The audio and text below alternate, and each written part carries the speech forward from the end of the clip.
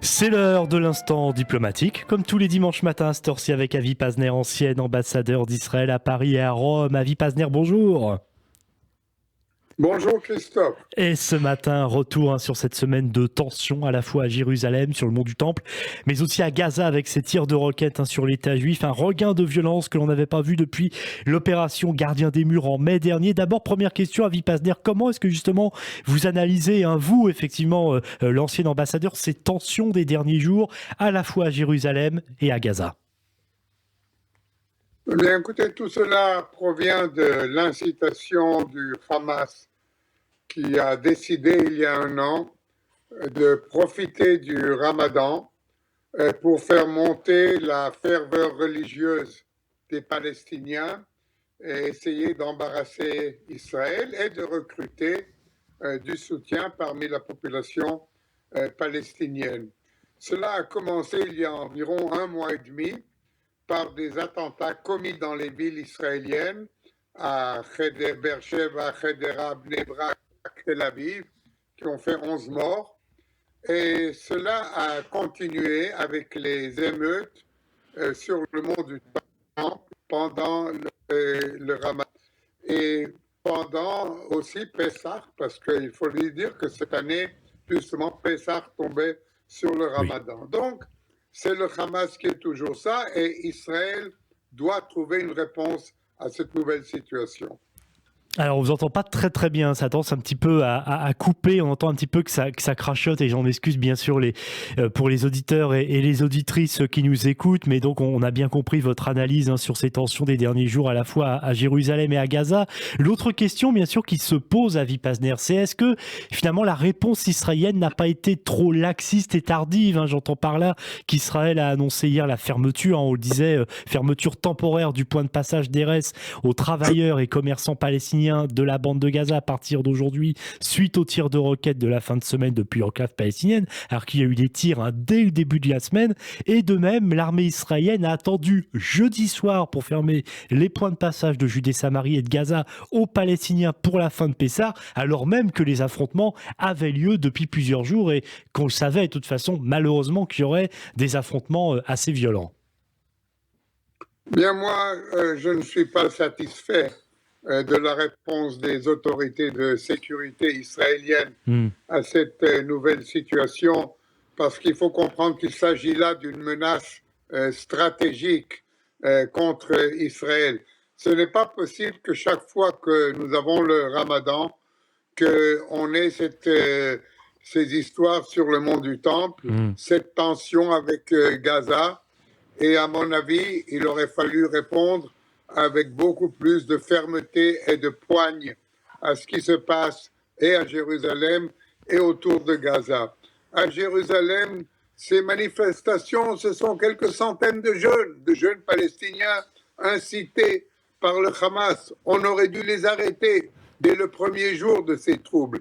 C'est possible de les arrêter. On ne parle pas de dizaines de milliers de personnes, c'est quelques centaines de jeunes excités. Et pour Gaza, je crois qu'aux tirs de roquettes provenant de Gaza, il aurait fallu donner une réponse militaire fulgurante. Premièrement, pour les empêcher de tirer des roquettes, mais aussi pour leur enseigner que leur incitation, qui devient maintenant une incitation annuelle à la veille du Ramadan, que leur incitation ne paye pas et qu'eux paieront un prix très lourd pour ce qui se passe à Jérusalem et dans les villes d'Israël. Donc je crois, oui, qu'on aurait pu avoir une autre sorte de réponse, et peut-être que on l'aura encore, parce que je viens d'apprendre que le chef-major a déclaré la mobilisation de quelques régiments de réserve, et que peut-être, enfin, on a compris qu'il faut ici une réaction beaucoup plus forte à ce qui se passe à Gaza et à ce que fait le Hamas. Ouais, effectivement, et selon la 12e chaîne hier soir, si la fermeture effectivement du passage d'Erez ce dimanche ne dissuade pas les tirs de roquettes, Tsahal est prêt à mener des frappes de représailles plus importantes, voire une opération plus large dans la bande de Gaza. Cette situation sécuritaire, Avi Pazner, et la menace terroriste ne vont-elles pas finalement provoquer aussi un peu plus la crise politique qu'Israël traverse, on pourrait dire malheureusement une fois de plus, alors même que la coalition gouvernementale au pouvoir est déjà ces derniers temps dans une situation très fragile. Vous avez raison, Christophe. La situation politique en Israël n'est pas brillante.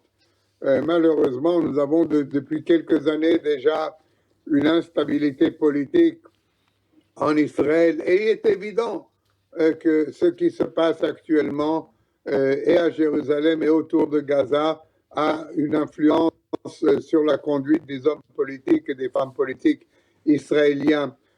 Par exemple, le fait que nous avons au sein du gouvernement un parti arabe, le parti Ram, et qu'il a déjà déclaré que pour le moment, il gelait sa participation au gouvernement.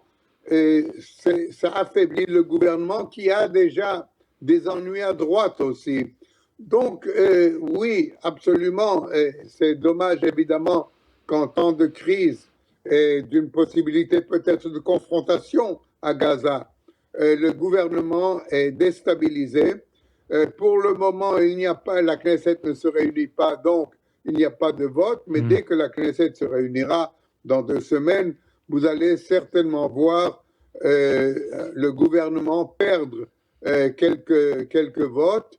Et nous aurions besoin en ce moment d'un gouvernement fort pour justement faire face aux menaces qui sont et à l'intérieur et à l'extérieur. Et malheureusement, nous avons cette instabilité politique qui règne en Israël depuis 2 ou 3 ans et qui continue. Ouais, effectivement, dans l'ombre de ces violences et de ces affrontements auxquels on a pu assister ces derniers jours. Merci beaucoup, Avi Pazner, d'avoir été avec nous comme tous les dimanches pour l'instant diplomatique. Avi Pazner, ancien ambassadeur d'Israël à Paris et à Rome.